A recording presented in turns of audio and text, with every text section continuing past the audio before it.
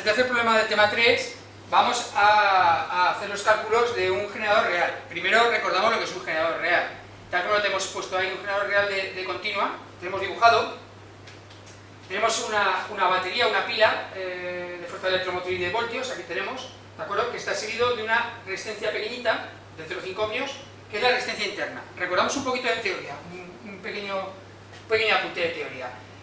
Siempre hemos dicho que los generadores reales, el problema que tienen es que está construido de materiales físicos, con lo cual tienen pérdidas, tienen desgastes, etcétera, que nos supone que el generador, aunque quiera dar el ideal 10 voltios, cualquier pila, cuando lo pongamos a funcionar veremos que la tensión que da en el exterior, lo que se llama tensión de Bornes, en este caso en esta resistencia de carga, va a ser menos. En concreto, además, lo que ocurre es que cuanto más le pedamos a ese generador, más potencia, más intensidad le pedamos a ese generador, cada vez su tensión bajará más. Entonces, lo que hacemos es todos esos elementos de pérdida que tenemos, los agrupamos en una resistencia ideal, que es ficticia, que está en la resistencia interna, ¿de acuerdo? Que va a cumplir la misma labor de lo que le sucede realmente por las pérdidas a un generador ideal. ¿De acuerdo? Entonces aquí tenemos esta cajita de línea discontinua, el generador real, compuesto del generador ideal y de la resistencia interna en serie.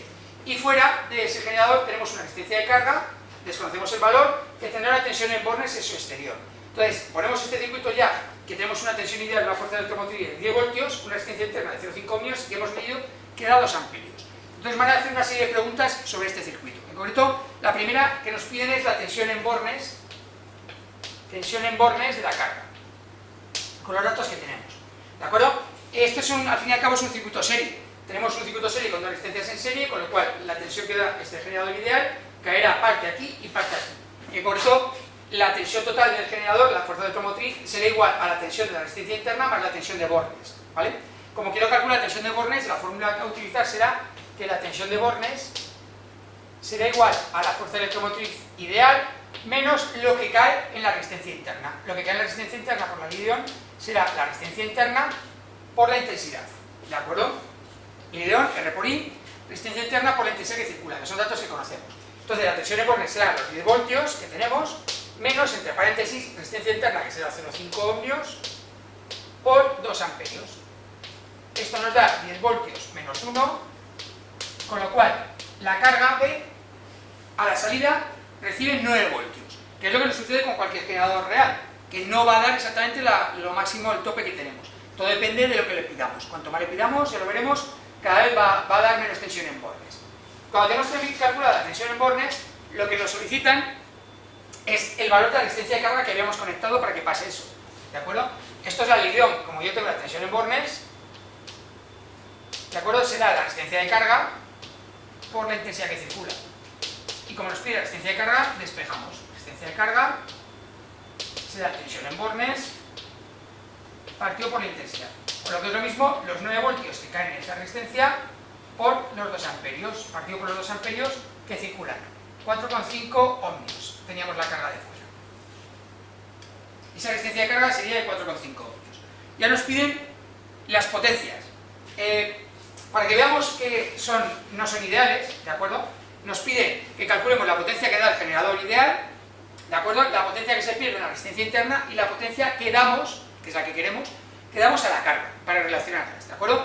Recordamos que potencia sube por I, pero también la potencia, vamos a poner la fórmula, potencia que sube por I, pero también vamos a poner fórmulas, otras con las que podemos calcular, como por ejemplo R por I al cuadrado, o como tensión al cuadrado partido por R, ¿de acuerdo?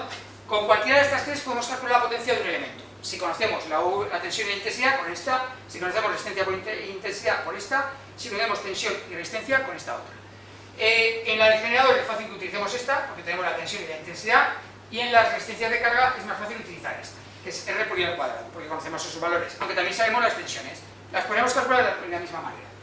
Con lo cual vamos a llamar potencia del generador ideal, ¿de acuerdo? Sería la fuerza electromotriz por la intensidad, pero que es lo mismo, idealmente los 10 voltios que da por 2 amperios.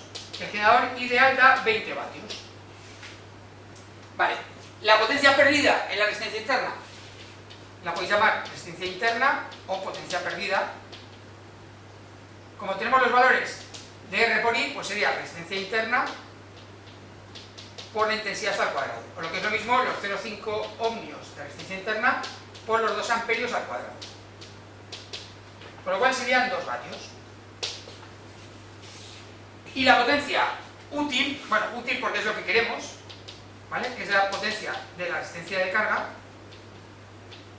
sería la resistencia de carga por la intensidad al cuadrado, por lo que es lo mismo, como teníamos 4,5 ohmios por 2 amperios al cuadrado, nos daría 18 vatios.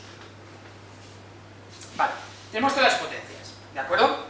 El generador ideal nos daría 20 vatios, se perderían 2 internamente y nos daría fuera 18 vatios, ¿de acuerdo? ¿Por qué me interesa esto? Porque el apartado D me pide el rendimiento de esta máquina.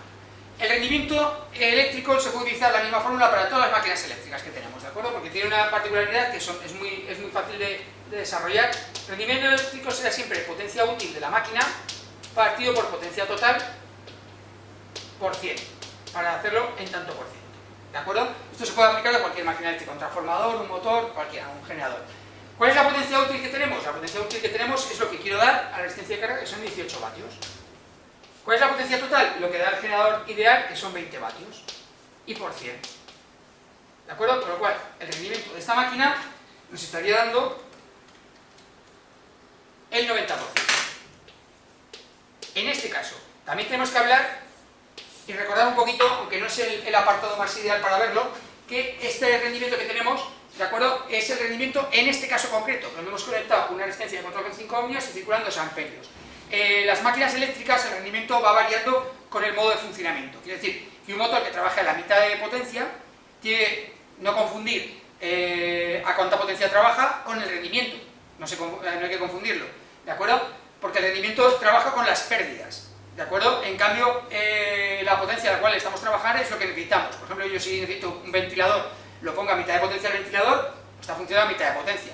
Pero no hablo del rendimiento. En cambio, puedo hacerle trabajar al doble potencia al 100%. Pues los rendimientos del 100% y del 50% son diferentes, ¿de acuerdo? No ya del 50 al 100, sino que a lo mejor al 50 tiene menos pérdidas que al 100%.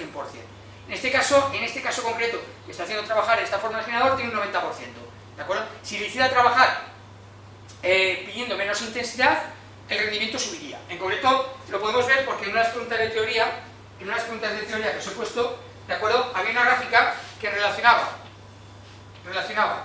la tensión a la salida con la intensidad que le pido al aparato, ¿de acuerdo? Y sin conectar nada, la tensión que da mi generador, lógicamente no conectó nada, con lo cual da la ideal, porque no hay pérdidas, no hay corriente, pero luego en cuanto le pedía, iba bajando la tensión de Bornes. Si va bajando la tensión de Bornes, lógicamente va bajando también la potencia que damos útil, con lo cual baja el rendimiento. Y lo podemos comprobar, ¿de acuerdo?